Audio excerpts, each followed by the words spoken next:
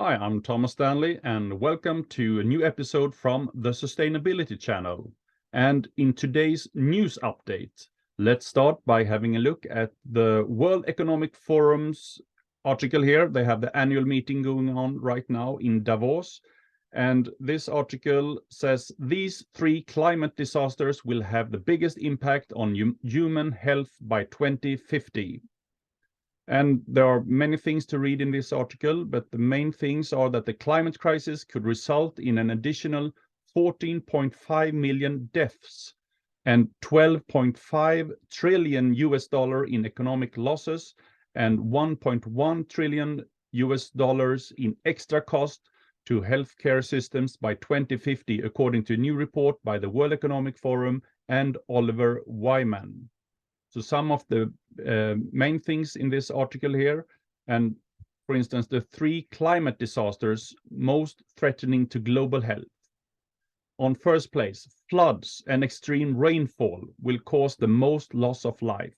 Floods pose the highest acute risk of climate-induced deaths. Floods could take as many as 8.5 million people's lives by 2050, according to this report.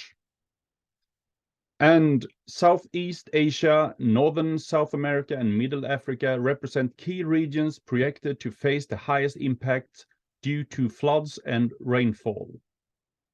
On second place, droughts are drawing wider geographic circles. Droughts, prolonged periods with very low or no rainfall, represent the second highest cause of mortality. By 2050, they are expected to cause as many as 3.2 million deaths. Reduced water quality and availability and soil degradation are immediate consequences of drought. Future high-risk areas for droughts are the west of the US, southwestern South America, the Mediterranean region, and southwestern Africa, as we see here on the map. On third place, heat waves threaten economies. Heat waves are prolonged periods of extreme temperatures and humidity. The report finds that these have the greatest economic impact, estimated at 7.1 trillion US dollars by 2050. These losses are mainly a result of lost productivity. And 5 main regions have been identified in the literature as high-risk areas for increased heat waves by 2050. And they are forecasted to account for nearly 1.6 million deaths, mostly in the highest risk areas, including the US, Central America, Southern and Western Africa, the Middle East, India, Southeast Asia, and Northern Australia. So this is an interesting article that you have to look more into at home. Another piece here in Forbes and their contributor Rajiv Peshavaria. And he is writing about 3 reasons why ESG and COP meetings are not working. So this is also a quite interesting piece. And he is pointing out on first place, we are relying solely on incentives and regulation to drive responsible behavior. And a quote here from business leader, the only way to get business leaders to behave is to link their compensation to ESG outcomes. This is an interesting thought. Also on second place, we have the world is becoming increasingly polarized. And we need to collaborate across and within borders, because only through genuine collaboration will we innovate enough to reverse climate change and socio-economic inequality. Then on third place, leadership is dead. But many business bosses see sustainability as a cost. But real leaders in the 21st century see themselves as stewards of planet Earth and humanity, and take ownership to create profitable solutions to today's problems. However, this spirit of stewardship seems totally missing amongst the vast majority of business bosses.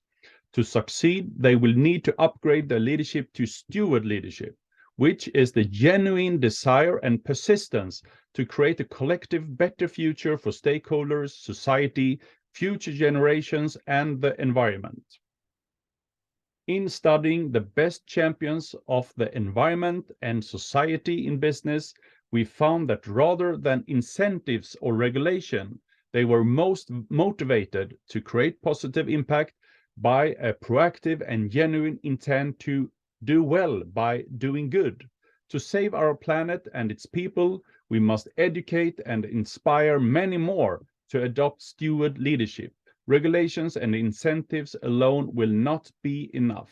So in conclusion, this author, Rajiv Peshavaria, says, to save our planet and our people, we need a values-based revolution. So this is an interesting piece from the Forbes.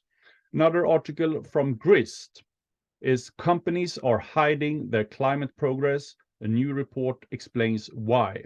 And in a twist, the greenest companies are talking about their climate efforts the least.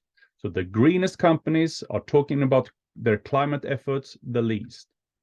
For decades, environmental advocates have been pushing back against greenwashing, when polluting companies misleadingly present themselves as environmentally friendly. Governments are finally starting to tackle the problem with stricter regulations. The European Union agreed to ban deceptive environmental ads in September, and the US Fair Trade Commission is in process of updating its guidelines around green advertising. But as new rules go into effect, they are contributing to a different problem. Many companies, even honest ones, are afraid to talk about their work on climate change at all. The practice of greenhushing is now widespread, according to a new report released on Tuesday. That's in contrast to just a few years ago, when headlines were full of splashy corporate promises on climate change, and even oil companies were pledging to zero out their emissions. Nearly half of sustainability representatives reported that communicating about their climate targets has become harder in just the past year. So this is an interesting development that we have to keep a look at, but this is all from today. Over and out, and live a sustainable life.